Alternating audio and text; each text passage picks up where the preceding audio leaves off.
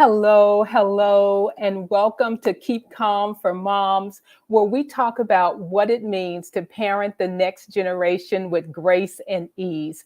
I am Dr. Pamela Ellis, and I am just so thrilled to see you today and to talk with you about such an important topic and one that a lot of parents out there are probably thinking about.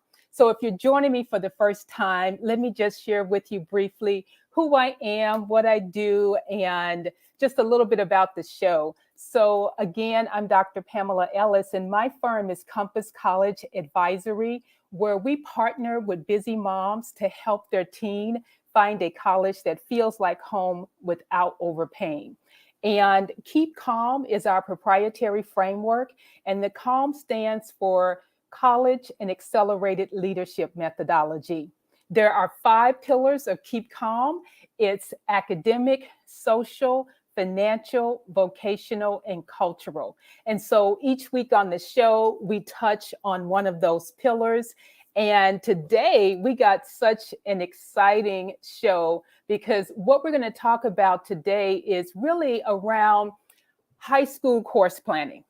And right now, I know that a lot of schools have opened up their scheduling for next year. And so many parents that I'm talking to are certainly thinking about this topic and just, what to do about it. How do you know what courses, for example, your sophomore should be taking next year?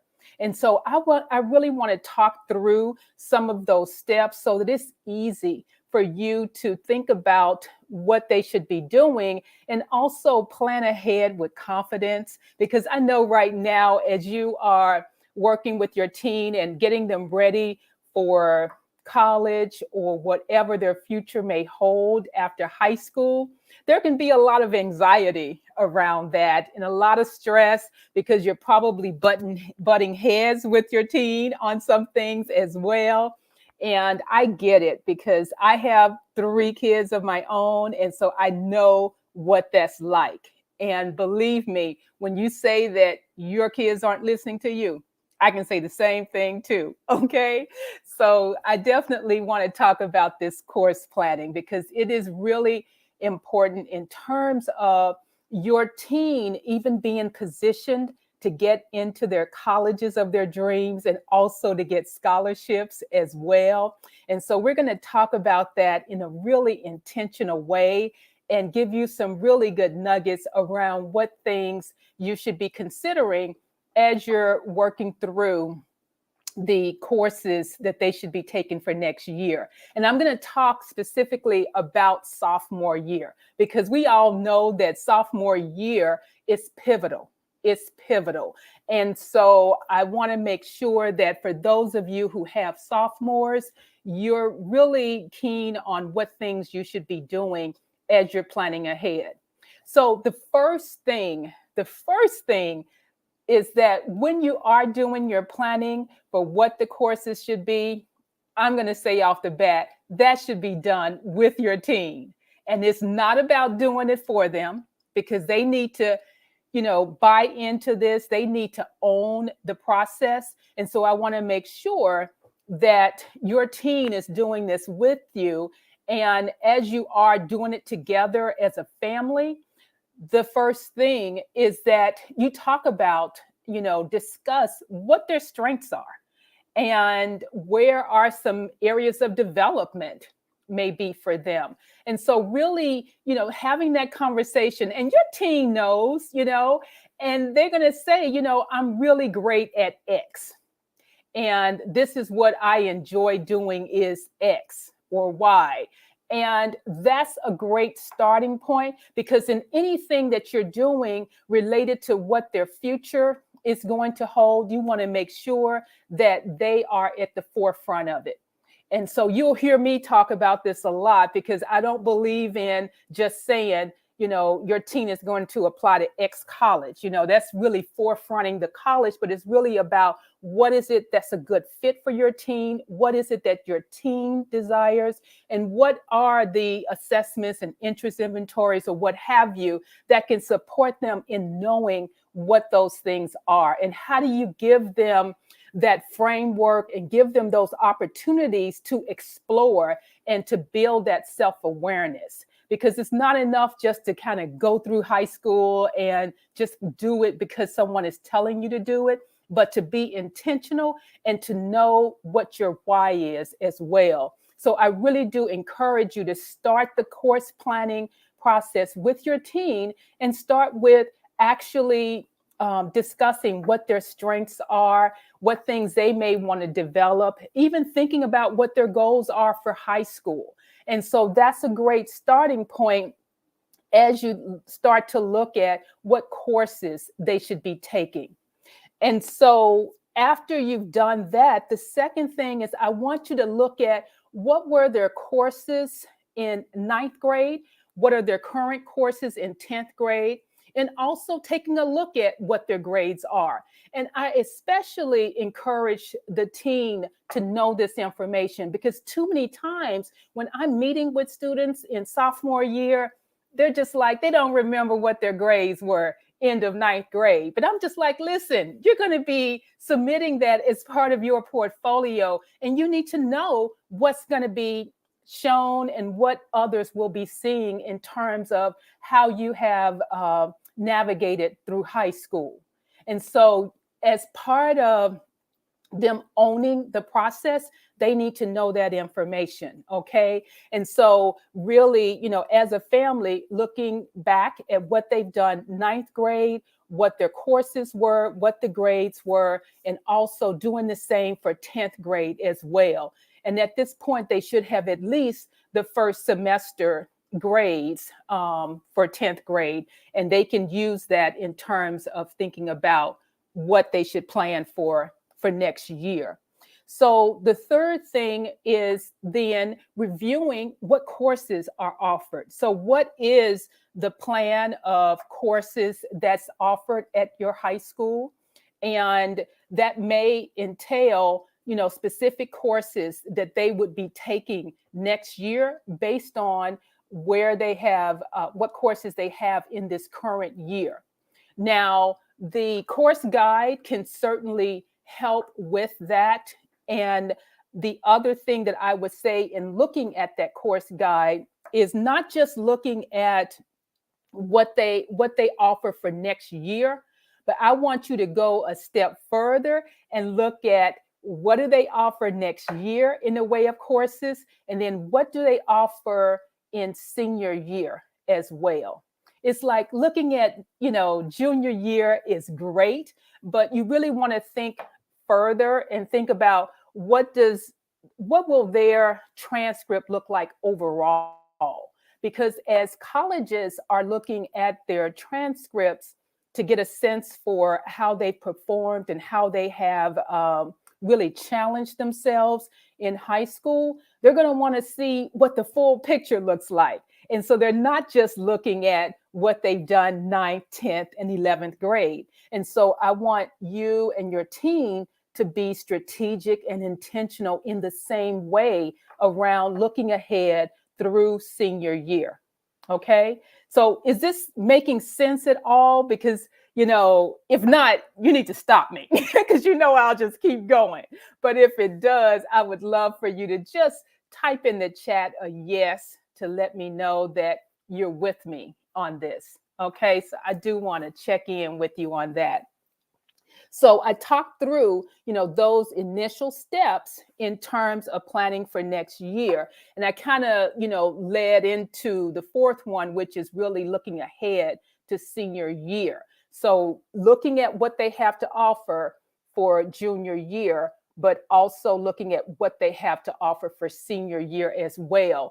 And the goal with, the overall course planning and the transcript that your teen will have for high school is to take those courses that are most challenging for them. And I'm going to pause there and just say most challenging for them. And the reason I say that is, it goes back to what we started with in terms of talking about their strengths. And so many times, students feel like I need to take every AP course. And it's just like, something. No, you don't. You really don't need to take every AP course that's available to you. Yes, you may want to take those that are in an area of interest to you, one that you really enjoy that particular topic. That's a good reason to take that AP course and to show that you challenged yourself in that area.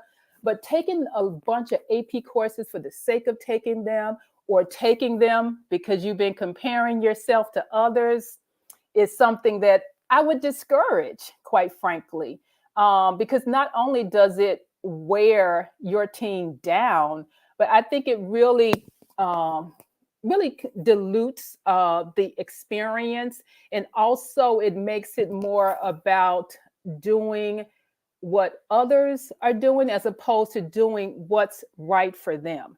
And I just, would encourage, promoting that kind of behavior um, in their teen years, because it definitely does carry over into college. It carries over into life in so many ways. And that's something that could, in the end, be damaging for them. And so, if at all possible, taking those rigorous classes that are most important for them to take, as opposed to trying to take them all.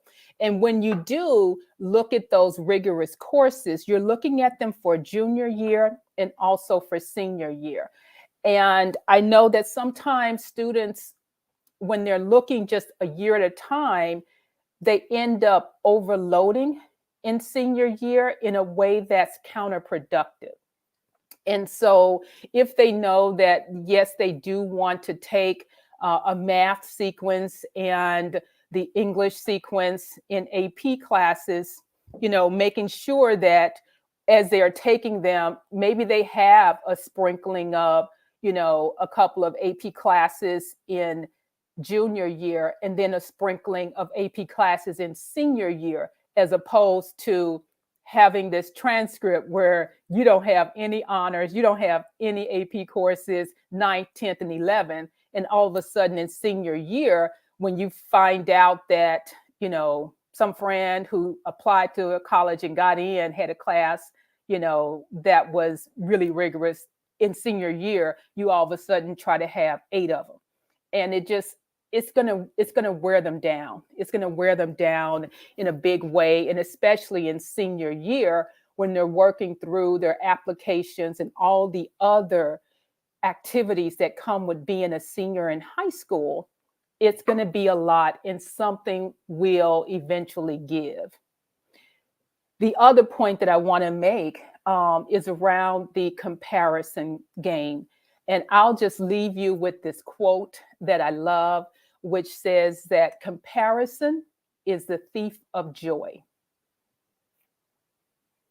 So I'm going to pause there. That's all I have to say about it. And I'll add one last step in terms of thinking about the courses for junior and senior year for your sophomore. And that would be that they consider what their summer plans are going to be. And I know that may sound like, what? Summer plans? Yes, summer plans. Really thinking about how they're going to spend their summer can also help with thinking about which courses they need. Because I've actually had some students who may want to have certain courses in junior or especially senior year, or perhaps they're thinking about doing one of the college credit courses. They have some gaps that they can fill in the summertime, because maybe their school doesn't offer a particular course that they have, or maybe they see that they really would like to continue in that foreign language, but based on the courses that they would be taking in senior year, they can fill that gap in the summer. Or perhaps if the school has a program where one of the graduation requirements is something that can be done in the summer, that's an elective, then perhaps they consider doing that in the summer as part of their plan for what courses they'll be taking in junior and senior year. Now, does this make sense at all? Because if it does, I want you to type a yes in the chat so that I know that you're with me on this. So, those are the 5 steps in terms of really planning the right courses for your team to take for junior and senior year so that they are in the best position to not only get in, but also get money for college as well.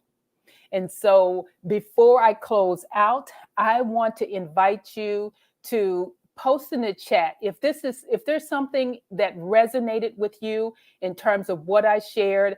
I'd like you to type college in the chat and we can start that conversation because I'd love to share with you a roadmap that helps you with really thinking about what your next steps are in this year around preparing your teen to get into the colleges of their dreams and also to get scholarships as well. So it's not just about getting in for the sake of getting in, but you want to get in with a little money as well. So I look forward to talking with you next time. I can't wait to look at the chat to see your responses so that we can connect and you can get some tools and resources that can support you on this journey. I'm excited to partner with you, and I look forward to talking with you next time. Take care.